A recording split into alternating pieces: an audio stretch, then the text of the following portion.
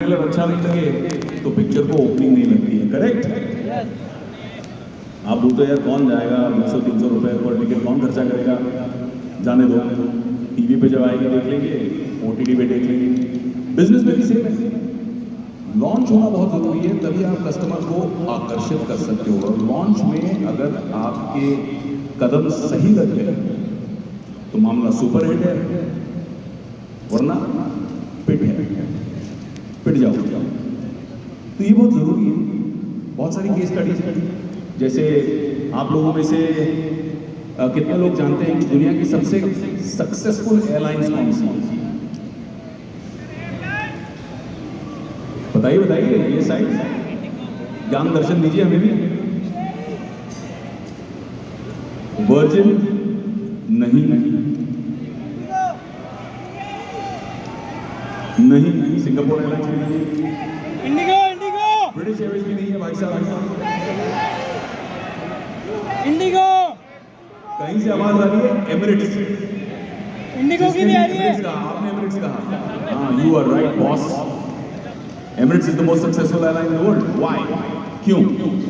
बोल तो दिया, लेकिन सब्सटैंशिएट कैसे करें? एमिरेट्स की कहानी सुनने लायक है और उससे हम बहुत कुछ सीख सकते हैं। 1960 के दशक तक यूएई दुबई एक छोटा सा मछुआरों का गांव हुआ करता था, जिसका मेन ट्रेड क्या था? पर्ल्स। उसमें भी वो बहरीन से पीछे थे। समुद्र से मोती चुन चुन कर बेचते थे, पैसा नहीं था, पानी यहां से जाता था, खाना भारत से जाता था, यहां तक कि 70 के दशक तक उनकी खुद की करेंसी नहीं थी, भारतीय रुपया चलता था वहां पे एज करेंसी। तो ये उस समय की कहानी है। 62 में ऑयल निकला।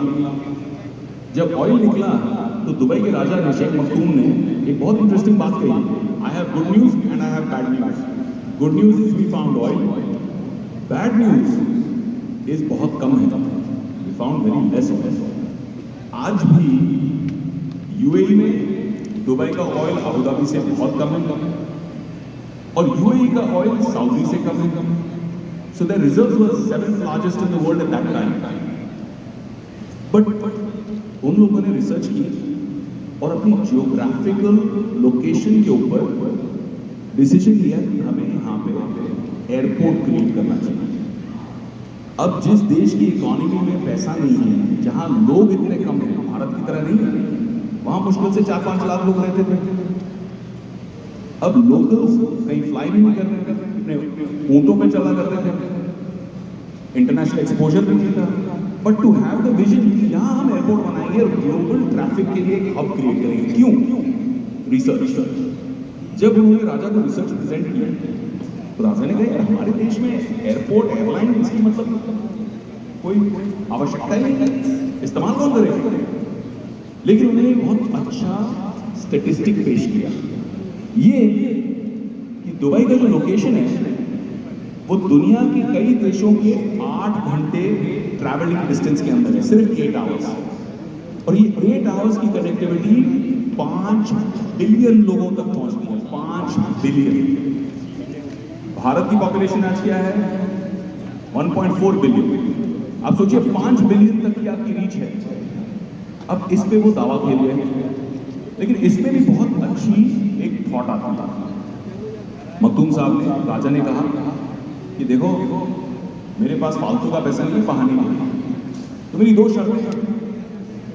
पहली शर्त ये कि मैं आपको स्टार्टअप करने के लिए सीड कैपिटल दूंगा, केवल $10 मिलियन, जबकि उनके पास बिलियंस ऑफ डॉलर्स के ऑयल रेवेन्यू रिजर्व्स पड़े थे।